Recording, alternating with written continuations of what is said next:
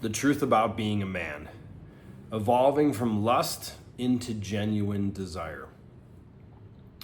A lot of us as guys, I can relate to this, I did this for years or decades, we're consumed by lust.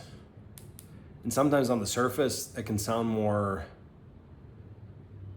dirty or foreign, or especially if it's coming from a woman or someone who's judging you, it can feel a bit critical.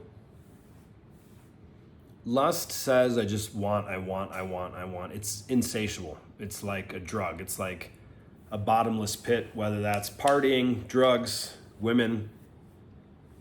If I was to look at my past, I wouldn't have said I had a sex addiction in the past, but if I looked at my behavior, I'm like, oh yeah, I had a problem. Like this thing was off the rails.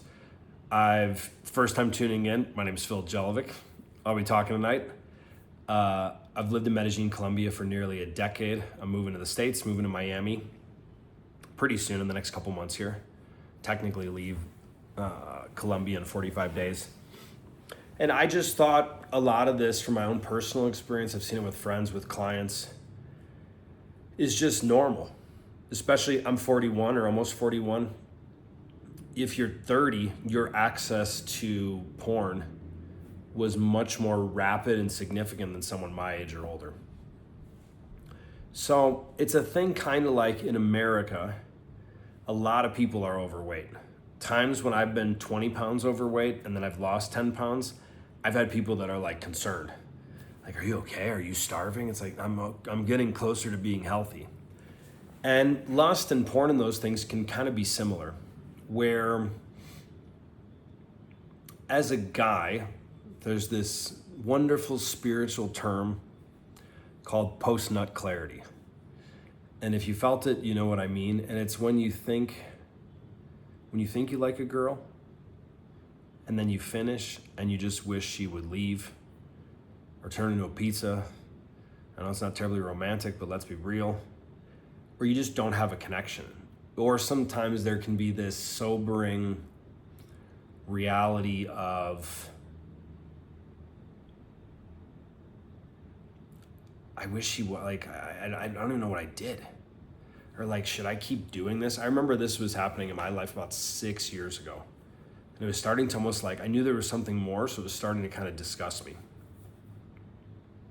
And lust just wants and wants and wants, and it's never satisfied.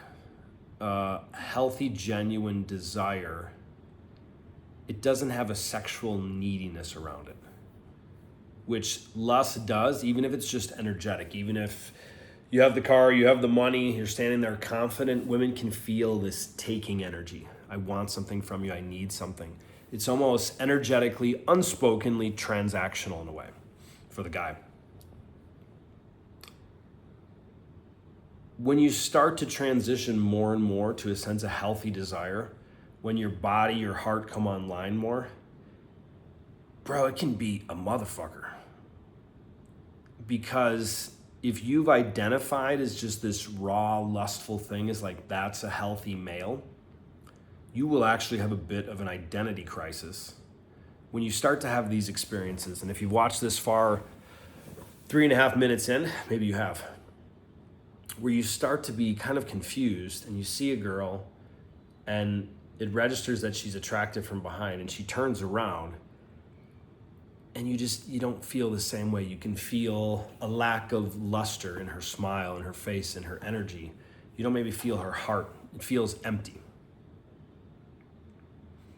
In the past, ask me how I know, you may have just been like, she's hot, I don't care. And there's also an age range that has to do with this. Not exactly, it's not a hard science, hard math. But bro, if you're 20, you are hormonally vulnerable. You might be drinking more, probably. Your decision making, your brain's not fully developed, whether you like to hear that or not. You still got about another 5+ years. And you're kind of still test driving the car of life of the human adult body. It's only been online for like a few years. So it's different, a guy's understanding of his own sexuality, desire at 20, 30, 40. I remember a distinct moment years ago. I was with a woman who was not my girlfriend at the time, who later became my girlfriend. And I remember I was out dancing salsa and I looked over at this other couple and like a dude jacked up on steroids, a watch too nice that you shouldn't even be wearing in Medellin. And this girl had everything done plastic surgery wise. The lips, the nose, the probably eyelashes, if I remember, probably fake hair, extensions, breast surgery, butt surgery. And I was dancing with who would have become a couple months later my girlfriend back years ago. And I'm looking at her and I'm looking at this girl and I'm looking at her and I was like confused, but I had clarity simultaneously. Because I looked at the girl who would become my girlfriend who doesn't have any surgeries done, and I was like, okay, I might like some features kind of better on that other girl over there, but does that really like awaken my heart? And this might sound dorky, weird, and this is where guys, the honest guys, would be like, that sounds corny or weak or gay.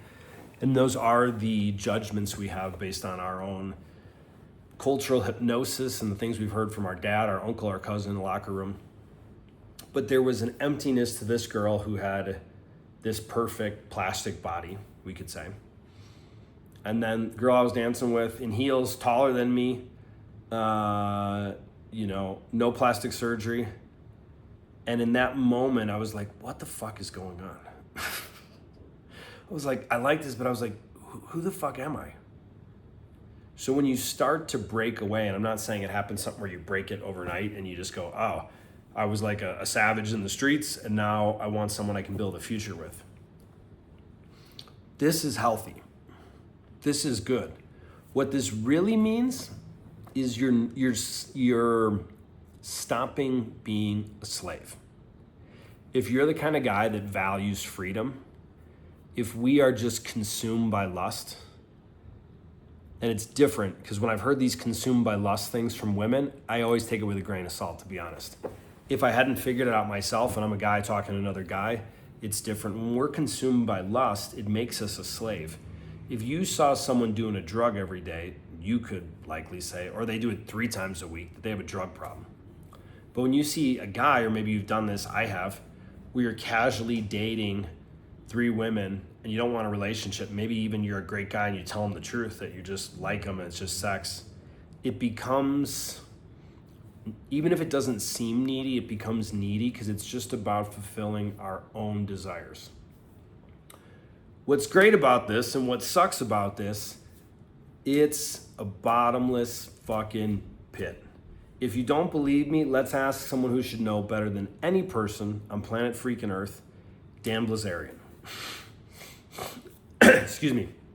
I had a breakup 5 years ago, and I don't know why. I came across his book, read it. I read the whole, it's almost as long as the Bible. It's like 650 pages long. And I was like, oh, this guy's super successful. He doesn't come out and say it, but he more or less says it. This dude's super successful, but this dude's not fulfilled. I was like, huh. Because if you're honest, and maybe you've suppressed it and you're still being honest, but if you're honest, you've probably had the thought when you saw some of those pictures, maybe Hugh Hefner's more PG-13 than Dan. Wow, what would it be like to be on a 200-foot mega yacht with 20 supermodels? What Dan says, which he could in our lifetime, sounds super silly, become one of our greatest spiritual teachers, because he's done everything with women and drugs and a lot of stuff with money. But he talks about those 3 things specifically: women, drugs, just spending. They're bottomless pits. And I think he mentions women and drugs even more. So if you're starting to notice, I like that girl's body, but you're like, I don't feel her, and you may use different words, I don't feel her essence, I don't feel her smile in the same way, it feels artificial, her energy, her heart. And then you meet someone else and it wakes you up. This process started for me 4 years ago, and bro, it was fucking terrifying because it happened after a sex club breakup at 3 a.m. in Colombia. I'm not proud of it, but I'm not ashamed to talk about it. And it started having me question a lot of things, going into deep sexual healing, learning about my own sexuality, going into deeper levels of semen retention, celibacy. It's healthy when you stop lusting. However, it can freak out the mind. And I'm not saying you have to start or stop lusting, but when it controls you, you end up being a slave. Again, no judgment. Ask me how I know. And there's this liberation, and at times it can feel lonely. Maybe you take a period of celibacy or abstinence or whatever, because you start to realize, and again, I've lived 10 years in Medellin, Colombia. I'm moving to Miami very soon. Those are cities that have this pattern pretty strongly, where it's just, there's a consumption with body image and more and more and more and more. And when I talk to guys, when guys are really sleeping around, it's fun for a while, but it ends up being deeply unfulfilling. And it's 11 minutes in. If you stayed this long in the message, you're the type of guy that knows there's more. Even if you can't articulate it, you can't make sense of it, maybe just feel it, maybe you've had some visions during ceremonies or meditation, but you know there's something more. You're the kind of guy that wants to have a family, that wants to have an amazing sex life, and yeah, you can have that with your wife. Sometimes we compartmentalize, like, I need a wife and a couple girlfriends, or I need to have an open relationship. Follow me for more content about the open relationship stuff. Give it a go if it calls to you. I can tell you it. From my personal experience and what I've seen, 90% of the time or more, I don't think it's for most people, and I think it ends up being a disaster if you stay in it a long time. But you're the kind of guy that knows there's more. You're the kind of guy that knows there's a different level of depth, of pleasure, of energy, of sensuality, of passion, of wildness, of fun in a relationship. And from that place of being a healthy dude, creating that healthy relationship, and then building a family. I don't have kids yet, but from what I've seen, and call it an intuitive promise, a promise in my heart, that path to pursuing healthy desire and really finding out who you are inside and building a relationship and a family, that's much more fulfilling than endless yachts and champagne and drugs and women on a boat. Thank you for tuning in. See you very soon. Signing off.